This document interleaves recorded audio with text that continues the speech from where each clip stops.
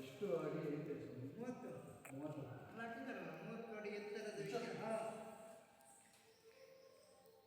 Board ಇದೆಯಲ್ಲ 30 ಅಡಿ ಎತ್ತರದ ವಿಗ್ರಹ. ಎಷ್ಟು ವರ್ಷ ಆಯ್ತು? Hi, welcome back to my YouTube channel. ತುಂಬ ದಿನ ಆದಮೇಲೆ ಯೂಟ್ಯೂಬ್ ಮತ್ತೆ ಶುರು ಮಾಡಿದೆ. ನಾನೊಂದು ಅಪರೂಪವಾದ ದೇವಸ್ಥಾನಕ್ಕೆ ಹೋಗಿದ್ದೆ. ಆ ದೇವಸ್ಥಾನದ ಹೆಸರು ದೇವರ ಬೆಟ್ಟ ಅಂತ. ಈ ದೇವಸ್ಥಾನ ತುಂಬ ಜನಕ್ಕೆ ಗೊತ್ತಿಲ್ಲ. ಸೊ ಹಾಗಾಗಿ ವಿಡಿಯೋ ಮಾಡಿ ಹಾಕೋಣ ಟೈಮ್ ಸಿಕ್ಕಾಗ ಅಂತ ಇಷ್ಟೇ ಬ್ಯುಸಿ ಇದ್ದರೂ ಕೂಡ ಈ ಕ್ಲಿಪ್ಗಳನ್ನ ನಾನು ರೆಕಾರ್ಡ್ ಮಾಡಿಕೊಂಡೆ.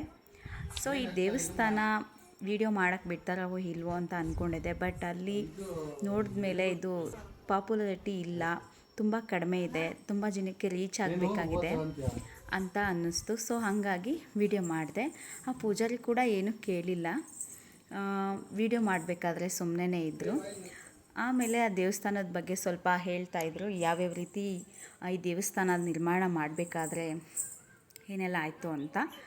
ಹಾಗೆ ಇಲ್ಲೊಂದು ರೆಸಾರ್ಟ್ ಇದೆ. ರೆಸಾರ್ಟಿಂದ ತುಂಬ ಜನ ಇಲ್ಲಿಗೆ ಬರ್ತಾರೆ. ಈ ದೇವಸ್ಥಾನದಲ್ಲಿ ಆ ದೇವರು ತುಂಬಾ ದೊಡ್ಡದಾಗಿದೆ, ಉದ್ದ ಇದೆ. ಅದು ಎಷ್ಟು ಎತ್ತರವಾಗಿದೆ ಅಂತ ನೀವು ಒಳಗಡೆ ಹೋದ್ಮೇಲೆ ನಿಮಗೆ ಗೊತ್ತಾಗುತ್ತೆ. ನೀವೇ ನೋಡಿ. ದೇವರ ಬೆಟ್ಟ ಶನೇಶ್ವರ ಟೆಂಪಲ್ ಅಂತ ನೀವು ಗೂಗಲಲ್ಲಿ ಸರ್ಚ್ ಮಾಡಿದ್ರೆ ನಿಮಗೆ ಈ ದೇವಸ್ಥಾನ ಸಿಗುತ್ತೆ. ಇದು ಘಾಟಿ ಸುಬ್ರಹ್ಮಣ್ಯ ದೇವಸ್ಥಾನದಿಂದ ಸ್ವಲ್ಪ ದೂರನೇ ಇದೆ. ಓದೋರೆಲ್ಲ ಗೊತ್ತಿರೋರು ಹೋಗಿ ಬರ್ಬೋದು. ಬಟ್ ನಮಗೂ ಗೊತ್ತಿರಲಿಲ್ಲ. ನನ್ನ ಹಸ್ಬೆಂಡ್ ಫ್ರೆಂಡ್ ಹೇಳಿದ್ರು ಅನಿಸುತ್ತೆ. ಸೊ ಹಾಗಾಗಿ ನಮ್ಮನ್ನು ಕೂಡ ಕರ್ಕೊಂಡು ಹೋದರು. ಆ ದೇವಸ್ಥಾನಕ್ಕೆ ಹೋದ್ಮೇಲೆ ಸ್ವಲ್ಪ ಖುಷಿ ಆಯಿತು, ಸಮಾಧಾನ ಕೂಡ ಆಯಿತು. ನೀವು ಯಾರು ಈ ದೇವಸ್ಥಾನ ನೋಡಿದ್ದೀರಾ, ಹೋಗಿದ್ದೀರಾ ನನಗೆ ಕಮೆಂಟ್ ಮಾಡಿ.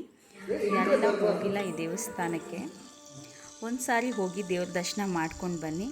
ಏನಾದರೂ ಕಷ್ಟಗಳಿದ್ದರೆ ಭಗವಂತ ನಿವಾರಿಸ್ತಾನೆ ಅಲ್ವಾ. ಸೊ ಹಾಗಾಗಿ ಈ ಮಾಹಿತಿನ ನಿಮ್ಮ ಜೊತೆ ಶೇರ್ ಮಾಡ್ತಾಯಿದ್ದೀನಿ. ಈ ವಿಡಿಯೋ ಇಷ್ಟ ಆದರೆ ಸಬ್ಸ್ಕ್ರೈಬ್ ಮಾಡಿಕೊಂಡು ಲೈಕ್ ಮಾಡಿ. ಯಾರೆಲ್ಲ ನನ್ನ ಯೂಟ್ಯೂಬ್ ಚಾನಲ್ನ ಹೊಸದಾಗಿ ವಾಚ್ ಮಾಡ್ತಾಯಿದ್ದೀರೋ ಪ್ಲೀಸ್ ಸಬ್ಸ್ಕ್ರೈಬ್ ಮಾಡ್ಕೊಳ್ಳಿ. ಸಬ್ಸ್ಕ್ರೈಬ್ ಮಾಡ್ಕೊಂಡಿರೋರೆಲ್ಲರೂ ವಾಚ್ ಮಾಡ್ತಿದ್ರೆ ತುಂಬ ಥ್ಯಾಂಕ್ ಯು. ಆ ದೇವಸ್ಥಾನದ ಬಗ್ಗೆ ಪೂಜಾರಿ ಹೇಳ್ತಿದ್ರು. ಇದು ಒಂದೇ ಕಲ್ಲಲ್ಲಿ 9 ಲೋಹ. ಇದು ಕಲ್ಲಿನ ವಿಗ್ರಹ ಕೆಳಗಡೆ ಅಲಂಕಾರ ಆಗಿದೆ. ನೀವು 2 ಕಪ್ ಆಯ್ತಾ? ಒಂದು 3 ಇಲ್ಲ 2 40 ಕೊಡಿ. ಮಧ್ಯಾಹ್ನಕ್ಕೆ ಸೇವೆ ಮಾಡೋದು ಮಾಡಿ 100 ನಾವು ದೇವಸ್ಥಾನಕ್ಕೆ ಹೋಗಿದ ತಕ್ಷಣ ನನ್ನ ಹಸ್ಬೆಂಡು ಕೆಳಗಡೆ ಬರಬೇಡ ಅಂತ ಹೇಳಿದ್ರು. ಸೊ ಹಾಗಾಗಿ ನಾನು ಸ್ಟ್ರೈಟಾಗೆ ನಿಂತ್ಕೊಂಡಿದ್ದೆ. ದೇವರಿಗೆ ನಮಸ್ಕಾರ ಎಲ್ಲ ಮಾಡಿದ್ವಿ ನಾವು 3 ಜನನು. ಹಾಗೆ ಎಳ್ಬತ್ತಿ ತೊಗೊಂಡಿದ್ವಿ, ಅದನ್ನು ಹಾಕಬೇಕು ಅಂತ ಹೇಳಿದ್ರು. ಹಾಗಾಗಿ ಅಲ್ಲ ಹಾಕಿ ಅದೆಲ್ಲ ಬಾಗಿಟ್ಕೊತಾಳೆ ನೋಡಿ ನಾವು ದೇವರಿಗೆ ಕೈ ಮುಗ್ದು ಬಂದ್ವಿ ಹೊರಗಡೆ. ನಾನು ಮತ್ತು ನನ್ನ ಮಕ್ಕಳು ಮತ್ತು ನನ್ನ ಹಸ್ಬೆಂಡ್ಗೆ ಅವರು ಅನ್ನದಾನಕ್ಕೆ ಹೆಲ್ಪ್ ಮಾಡಿ ಅಂತ ಕೇಳ್ತಾಯಿದ್ರು. ಸೊ ಹಾಗಾಗಿ ಅವರು ಏನು ಅವ್ರ ಜೊತೆ ಮಾತಾಡ್ತಾಯಿದ್ರು.